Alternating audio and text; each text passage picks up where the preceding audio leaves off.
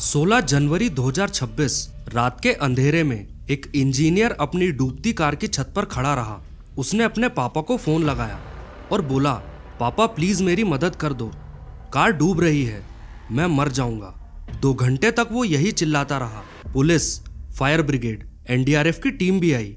कुल मिलाकर 80 से ज्यादा लोग मौजूद थे, लेकिन उसे बचाने के लिए किसी ने भी कोशिश नहीं करी।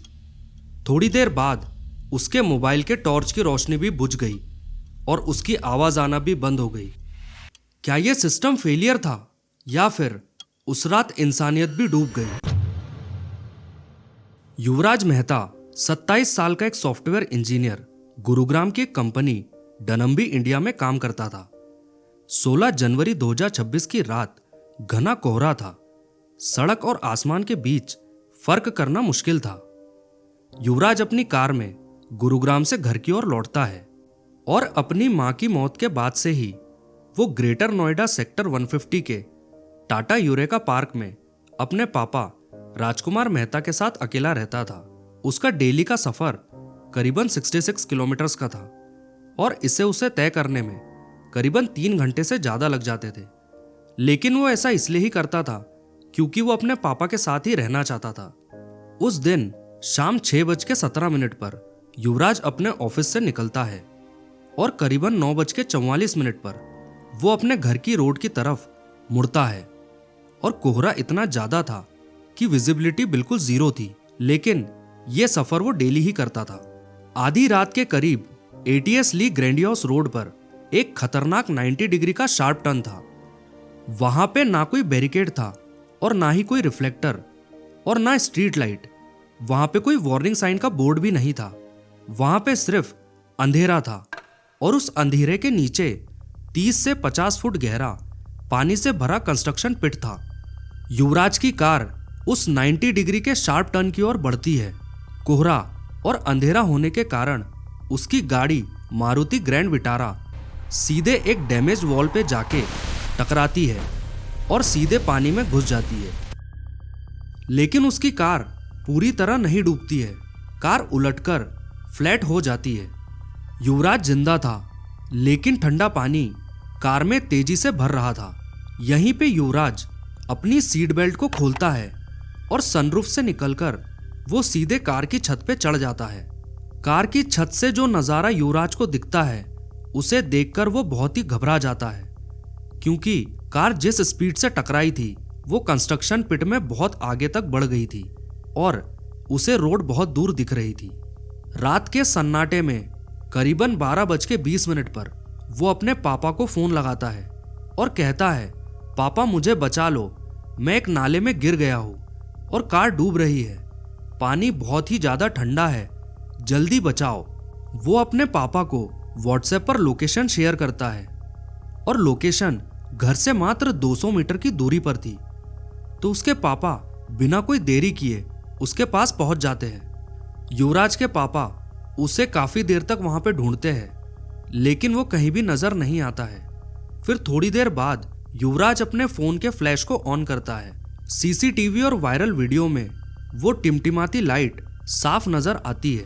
उसके पापा बिना देरी किए पुलिस को फोन करते हैं और रात के करीबन 12:30 बजे पुलिस वहां पे पहुंचती है।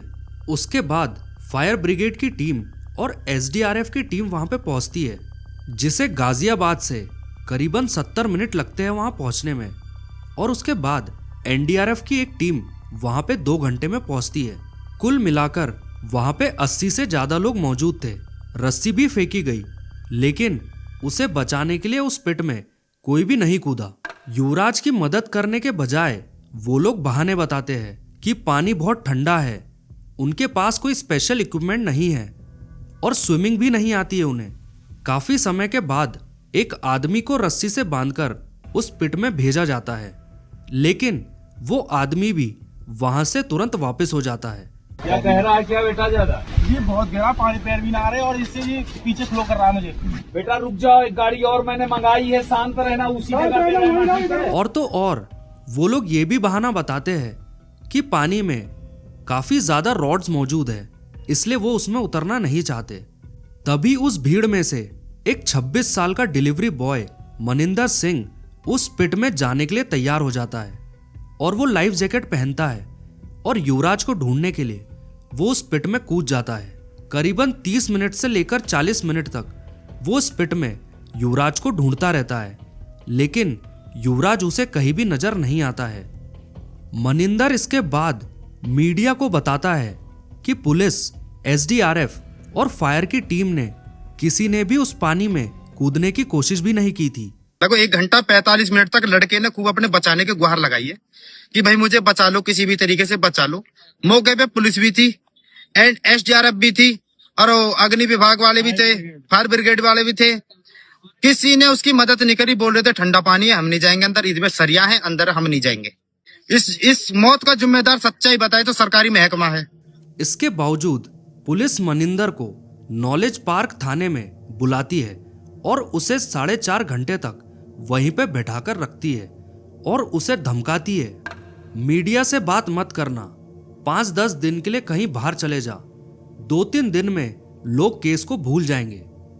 और उसे स्क्रिप्ट भी दी जाती है कि पुलिस टाइम पर पहुंची थी और उन्होंने बहुत मेहनत करी, लेकिन युवराज उन्हें नहीं मिला। यहाँ पे जो 16 तारीख को एक घटना हुई थी, अभी एक ज्यादा धुंध के कारण एक लड़का 27 साल वर्षीय रोड से सीधा तालाब में दागे गाड़ी लेकर, जो किसी भी तरीके से पुलिस को पता चली, 15 मिनट के अंदर अंदर वहाँ पे पुलिस पहुंच गई। कुछ लोग मौजूद थे, उन्होंने पुलिस को कॉल की। 15 मिनट के अंदर पुलिस पहुंचने के बाद पुलिस उसे पूरा कोशिश कर रहे थे बचाने के लिए। फिर कुछ देर बाद ही एसडीआरएफ, एनडीआरएफ, फायर ब्रिगेड सब ही समय पर पहुंच चुके थे, लेकिन ज्यादा धुंध होने के कारण तालाब में ना तो लड़का दिख रहा था ना गाड़ी दिख रही थी। लेकिन उन्होंने पूरी मशक्कत के बाद लगभग कुछ समय बाद ही उसे बहुत जल्दी रेस्क्यू कर लिया था लड़के को।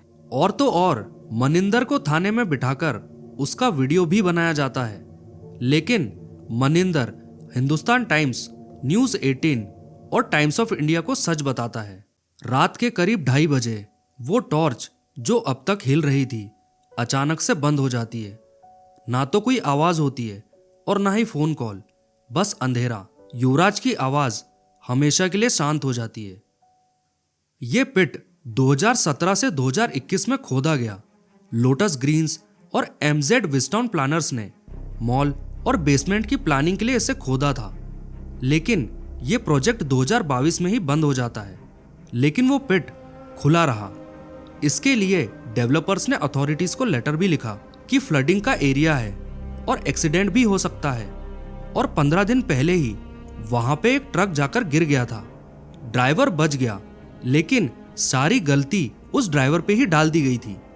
इसके बाद अब तक एसआईटी जांच, 600 प्लस पन्नों की रिपोर्ट और एफआईआर होती है एमजेड विस्टाउन प्लानर्स और लोटस ग्रीन्स पर। नोएडा अथॉरिटीज, कुछ अफसर सस्पेंड होते हैं और जूनियर इंजीनियर को टर्मिनेट कर दिया जाता है। अब वहां पे iron grill, reflector, speed breaker, CCTV और स्ट्रीट लाइट इंस्टॉल होने वाली है। लेकिन यह सिस्टम कब जागता है?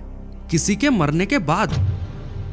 वो लाइट बुझ गई, लेकिन सवाल अब भी जल रहे हैं। सिस्टम ने देखा, गिना और फिर उसे वही मरने दिया। ये कहानी यही खत्म नहीं हुई। ये जस्टिस की शुरुआत है। जस्टिस फॉर युवराज मेहता। अगर आपको भी लगता है कि सिस्टम को जवाबदेह होना चाहिए, तो इस वीडियो को लाइक और शेयर जरूर करना और इस चैनल को सब्सक्राइब जरूर करना और हमें कमेंट्स में बताना ये सिर्फ हादसा था या फिर सिस्टम की हत्या।